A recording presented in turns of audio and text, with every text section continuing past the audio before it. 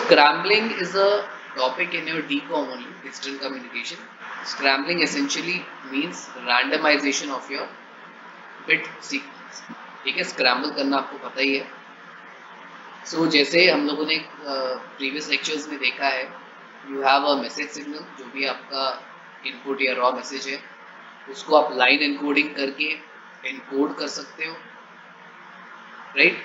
But जो आपका signal जा रहा है, मैसेज जो बिट्स है, दे रिमेन सेम. मतलब मैं लाइन एनकोडिंग से इसको चेंज नहीं कर देता हूँ. ठीक है, जैसे 10101 है, तो बस कैसे मेरा लाइन कोडिंग अप्लाई हो रही है, your graph is going to change accordingly based on the line coding, but your bit is not changing actually, right? So scrambling, what will it do? It is going to randomize your bit sequence. Randomize your bit sequence means जैसे 10101 है, इसका मैं कुछ order change करूँ, because digital में दो ही possibilities हैं, 0 या 1. So अगर मुझे scrambling करनी है, so I will have to change the order. मैं इसको change नहीं कर सकता ऐसे, मैं कोई 2 3 4 नहीं कर सकता हूँ, right? So I will randomize my bit sequence and I will change the order of these bits. Obviously we will use a particular algorithm. ऐसे नहीं कुछ भी randomly कर दिया, क्योंकि कुछ भी कर दिया तो receiver proper message receive नहीं कर पाएगा. Receiver should know कि क्या scrambling algorithm use किया है, right?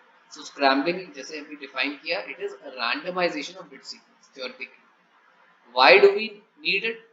आपको इस टॉपिक के नाम से ही पता चल रहा होगा, इस टॉपिक के कॉन्सेप्ट से ही पता चल रहा होगा कि we do it for enhancing your security.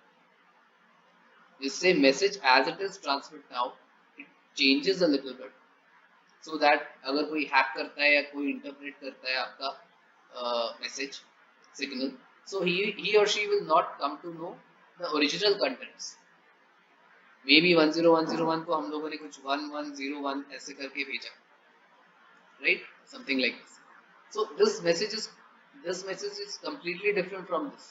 तो अगर वो कोई इंटरसेप्ट भी करता है आपका मैसेज और उसको समझने की कोशिश करता है, he will get the wrong message, he or she, right? So one very important point here is encoding for to improve your security. Encoding हम generally इसीलिए यूज करते हैं for security purposes and obviously कि आपके अगर large number of bits है वो कम हो जाए. Alright. Second important point, that is the need for scrambling, is your synchronization and timing extraction. So using scrambling techniques, what we can do, जैसे हम लोगों ने देखा था, many times what happens, you have consecutive ones or consecutive zeros. जैसे मेरे पास कोई message signal है, something like this, मैं ऐसे भेज रहा हूँ, right? कुछ इस टाइप का मैसेज सिग्नल है. Now you see you have consecutive ones here. Every bit is transmitted for TB, ये सबको पता ही है ना? Every bit is transmitted for an interval of TB. अब जब रिसीवर इन बिट्स को रिसीव करेगा तो उसको भी TB की वैल्यू पता होनी चाहिए, तभी वो बता पाएगा कि हाँ ये 4 1 आए at 1 TB, 2 TB, 3 TB and 4 TB. अगर उसको ये टाइमिंग इंफॉर्मेशन प्रॉपर्ली पता नहीं है, या हमने कोई प्रॉपर्ली कोडिंग स्कीम वैसे नहीं यूज की है, line coding scheme, then it will be very difficult for the receiver to know कि ये 4 1s है. Maybe noise के through or due to some distortion और भी changes हो सकते हैं, right? So scrambling से क्या हो जाएगा, हम एक consecutive strings of ones या consecutive strings of zero को reduce कर सकते हैं. Suppose मैंने इसको scrambler में डाला and I got something like maybe 1 or 0 depending on the scrambling algorithm. ठीक है? So अब मैंने 4 बिट्स की जगह एक ही बिट भेजा, right? So scrambling is also important for your synchronization and timing extraction. So scrambling हम इन दो पर्पसेस के लिए यूज करेंगे. Mainly it is security and it is also for synchronizing and for timing extraction, right? So let us see how are we going to actually scramble a signal.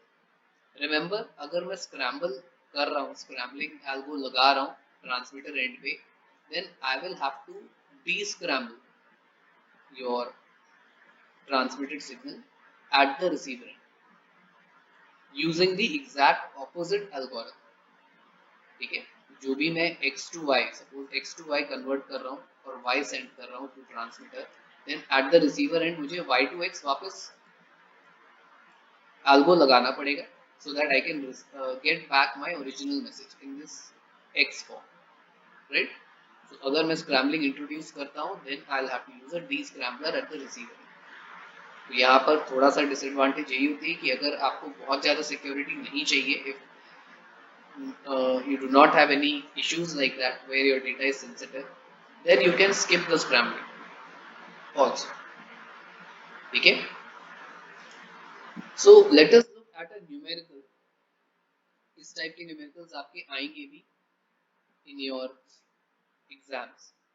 So here we have a sort of a data stream. आपको दिख रही है यहाँ पर simple data stream है, right? And इस message को हमें भेजना है, but we need to secure it, we need to encrypt it, we need to scramble. Okay, so scramble आपका कुछ इस टाइप होगा.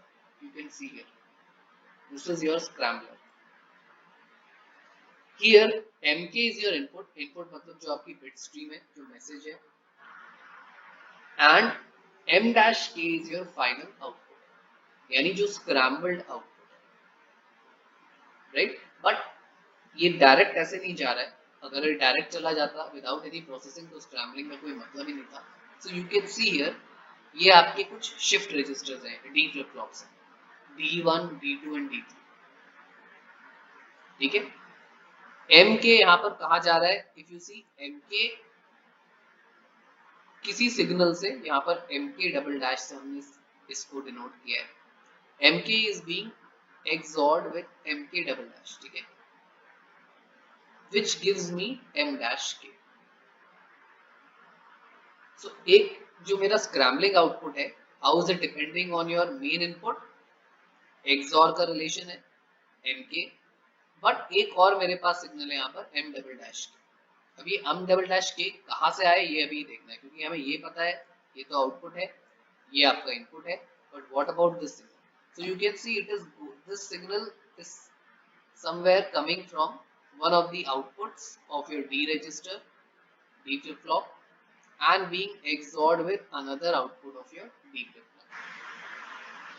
ठीक है, तो आप यहाँ पर अगर देखो, ये जो M dash के सिग्नल है ये इस D flip flop में जा रहा है, देन इसका आउटपुट D2 में जा रहा है, इसका आउटपुट आपका D3 में जा रहा है, एंड D3 का output along with D2 output M double dash के दे रहा है. D2 output and your D3 output का XOR करके मुझे M डबल डैश के मिल रहा है. ठीक है, यानी D3 का आउटपुट ये है M डैश के माइनस 3, D2 का आउटपुट M डैश के माइनस 2 एंड D1 का आउटपुट M डैश के minus 1. Alright, so this is your scrambler and ये आपका एल्गो है बेसिकली. तो जितने आप इसमें डी फ्लिप फ्लॉप्स यूज करोगे, किस टाइप XOR करोगे, किसको करोगे, based on that आपका जो फाइनल आउटपुट होगा that will be different. So this type of diagram will always be given to you जो भी स्क्रैम्बलिंग का क्वेश्चन आएगा. ठीक है, and then you will have to figure out कि अगर मैं अपना ये इनपुट बिट देता हूँ, ये डेटा स्ट्रीम देता हूँ, then what is going to be my scrambled output. ठीक है, तो सबसे पहले हमें सारे जो हमारे आउटपुट्स हैं उनकी इक्वेशन से रिलेशन देखनी है. How are they related to your input signals और आउटपुट सिग्नल. ठीक है, हमें दो चीजें पता है यहाँ पर, mk and m dash k. ठीक है, थोड़ा इसको मैं फिर से क्लीन कर देता हूँ. Yes, so we know this mk and we know m dash k. No in the sense मुझे निकालना है, ये दो सिग्नल्स मुझे पता है, ये तो है ही. बाकी बीच के सिग्नल्स की मुझे रिलेशंस निकालनी है, and I also need to find out a good proper relation for m dash k. ये इनपुट से और इस सिग्नल से कैसे effect. So if you can see here, मेरे पास m double dash k क्या है, flip output of this D3 flip flop and output of D2 flip flop, इन दोनों का XOR. So m dash k minus 3 XOR m dash k minus 2. Simple, ये मुझे m double dash k मिल गया. Now m dash k भी मुझे यहाँ से पता चल रहा है, what is it? ये mk का XOR है और m double dash k का XOR है.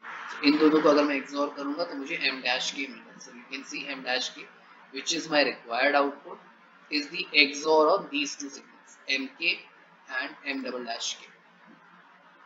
ठीक है, इन्हीं रिलेशन से मैं अपने फिर स्टेट डायग्राम्स बनाऊंगा और स्टेट टेबल बनाऊंगा. ठीक है, फाइनली जो m dash k minus 3 है, ये जो मैंने m double dash k लिखा है, how is it related to your other outputs of these D flip flops? So let us see. If you can see here, your m double dash k को अगर मैं split करूं, if I try to find out the relation of m double dash k with these outputs, तो मुझे क्या मिलेगा? m double dash k क्या है? इसका और इसका XOR, D3 और D2 को XOR. So I can write here your output is mk plus m double dash k, ये तो हमने देख ही लिया है, XOR, and then मैं इसको सब्स्टिट्यूट कर दूंगा k minus 2 और k minus 3. So finally मेरा आउटपुट क्या हुआ? mk XOR m dash k minus 3 XOR m dash k minus 2. So this is my final output equation, and it is dependent on obviously input and this output flip flop D3 flip flops output and D2 flip flops output. ठीक है, वैसे अगर आप यहाँ पे भी देखो, जो D1 का आउटपुट है वही D2 में जा रहा है, D2 को जो आउटपुट है वो D3 में जा रहा है, जैसे अभी हमने प्रीवियस एग्जांपल में शिफ्ट रजिस्टर्स देखे थे. ठीक है, so it is your basic DLD concept only. This output is going to this flip flop, this output is going to this flip flop. D1 का इनपुट क्या है? You can see D1 का input m dash k है. So observe all these lines and arrows properly. इसी से आपको पता चलेगा कि कौन सा फ्लिप फ्लॉप का इनपुट क्या है और कौन से फ्लिप फ्लॉप का आउटपुट कहाँ पे अटैच्ड है. ठीक है, so also see from the question here, initial content of all the registers are 0, meaning सारे फ्लिप फ्लॉप्स के जो आउटपुट्स हैं इनिशियली 0, यानी mk minus 3 0 होगा, m dash k minus 2 0 होगा, m dash k minus 1 0. Okay, like we did in one of the examples. So initially this is 0, this is 0, right? तो मैं इसको ऐसे लिख सकता हूँ very easily. सेम वे में अगर मेरे पास ये दोनों 0 है तो m double dash k क्या आएगा? It will also be 0 because m double dash k is what? If you see here, m double dash k is this, the XOR of k minus 3 and k minus 2. So 0 XOR 0 0. State table and also how we can obtain the output of this scrambler. So सबसे पहले मैंने आपके यहाँ पे stages को number किया हुआ है. सो फर्स्ट स्टेज पे हमारे पास सारे आउटपुट 0 हैं. That means output from D1, D2, D3 flip flops. This is D1, D2 and D3. The outputs are all 0 as it was mentioned in the question. And हमारे पास ये तो relations भी हैं जो हमने अभी देखा था. We took out these relations from the diagram only, right? So m double dash k हमें कैलकुलेट करना है and m dash k which is the output हमें कैलकुलेट करना है. बाकी सारा हमने देखा था कि D1 flip flop m dash के से कनेक्टेड है, D2 फ्लिप फ्लॉप D1 से कनेक्टेड है and D3 flip flop D2 से कनेक्टेड है. You can also look at the diagram again, right? So initial में मेरे पास कोई input नहीं है, I don't have any input, and of course you don't have any output also, right? बाकी सारे आप अगर देखें, all your other registers D1, D2, D3 are 0. So based on that we can calculate the value of m double dash k from this, and we can also calculate the value of m dash k, the output from this equation. So ultimately what we are going to do at every step, we will calculate m double dash k by XORing your this m dash k minus 3 and m dash k minus 2, and then we are going to calculate the output m dash k जो कि किसका XOR है, आपके input का and m double dash k का. ये मैंने आपको थोड़े लाइन से यहाँ पर रिप्रेजेंट किया हुआ है। सो एम डबल डैश के हमें ये डार्क ग्रीन लाइंस बता रही हैं एम डैश के माइनस टू और एम डैश के माइनस थ्री के एक्सॉर से हमें एम डबल डैश के मिलेगा। And then finally what we have to do to obtain the output M dash K, we have to XOR your input and m double dash के। So every stage पे हम ये करेंगे। So first stage पे तो हमने कर लिया। Now coming to the second stage. So as we have discussed, this is kind of a synchronous sequential circuit. All your D flip flops, क्योंकि ये आपकी shift registers हैं, so they are being clocked by a common source, right? So जब next stage हमारी आती है, next clock pulse आती है और हमें input जब 1 मिलता है, सो व्हाट हैपेंस, इनपुट तो हमें 1 मिल गया, बट जो फ्लिप फ्लॉप के आउटपुट्स होते हैं they still haven't changed, they take some time to change, and that is why what we do, we take the outputs of your previous states. So यहाँ पर जैसे आप लोगों को डायग्राम से ध्यान होगा, D1 में हमारा जो D1 है that is connected directly to M dash की।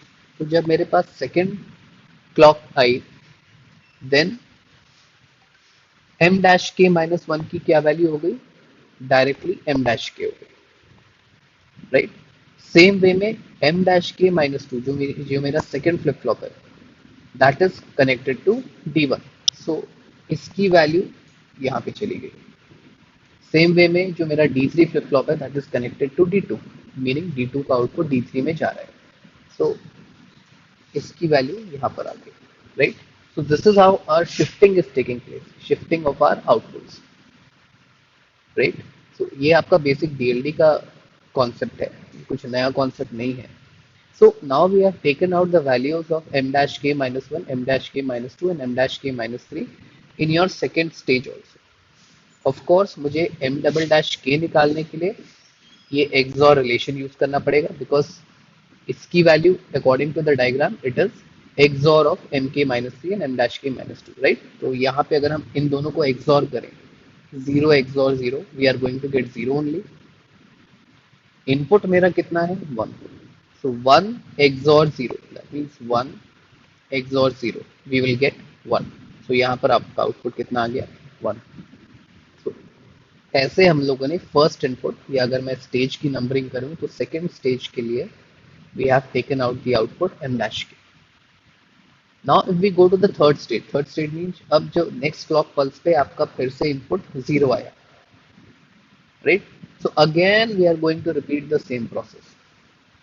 m dash k minus 1, m dash k minus 2, m dash k minus 3 को outputs किससे मिल रहे हैं, m dash k minus 1 को m dash k से मिल रहा है, so ये यहाँ पर आ गया, this will go here and this will go here, right? Again मुझे m double dash k calculate करने पड़ेगा from these two values, so it again comes out to be 0। Finally मैं फिर से m डैश के जब कैलकुलेट करूंगा that is the output, वो क्या होगा, इनपुट का XOR और m डबल डैश का XOR, so this value and this value, so again I get 0। Like this you can calculate the outputs of all stages, meaning कि जब भी आपका नेक्स्ट इनपुट आ रहा है, so what will be the output, that is the scrambled output. So if you see here I have total 9 stages here. Why do I have 9 stages, because initial मेरी first stage है जब मेरे पास सारे output 0 थे, all registers were 0, and then my input started coming from the second stage. तो इसीलिए 8 bit का जब इनपुट है मेरा, सो सेकेंड टू 9 स्टेज मेरे पास अवेलेबल है।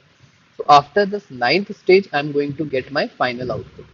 So you can see here, same way में आपकी fourth stage, fifth stage, sixth stage, seventh stage, eighth stage and ninth stage, ये जो आपका input यहाँ से आ रहा है, ठीक है। This is my input and based on that मुझे अपना scrambled output m dash के मिल रहा है। So I hope you have understood कि कैसे हमें every stage पे outputs निकालने हैं। So ये जो हमारा स्क्रैम्बलिंग का डायग्राम है, most of the scramblers will be like this only. Yes, कोई XOR आपका रिलेशन थोड़ी डिफरेंट हो सकती है। So what you have to do is understand the diagram, form the relations ये आप चेक करें कि कौन से flip flops direct shift registers हैं, मीनिंग कौन से फ्लिप फ्लॉप का output directly second flip flop या थर्ड फ्लिप फ्लॉप से कनेक्टेड है। तो उनमें हमें सिर्फ शिफ्टिंग करनी है, जो मैंने यहाँ पर ब्लैक एरोज में आपको दिखाई है। जिसका एक्सॉर होके आउटपुट मिल रहा है, you have to calculate that according to whatever relation you are getting based on your diagram. ठीक है, तो सारे 8 बिट जितने भी आपको इनपुट दिया रहेगा सबके लिए आपको अपना आउटपुट निकालना पड़ेगा। So final output if you see we are getting as 1 0 0 4 times 1 and 0. So final output I have written here. So this is my scrambled output. That means जब मैंने अपना input sequence 1 0 1 0 1 0 1 0 8 bit input sequence इस scrambler में जो अभी हमने previous slide में देखा था, उसमें जब मैंने ये input भेजा, then I am getting this as your output, scrambled output. So you can see कि आपका जो input message है that has been changed based on the scrambler that we have used. Again at the receiver end what will happen? Descrambling will happen, meaning exact इसका opposite logic होगा जो कि इस output को scrambled message को convert करेगा back to your input. So this concludes our scrambling lecture.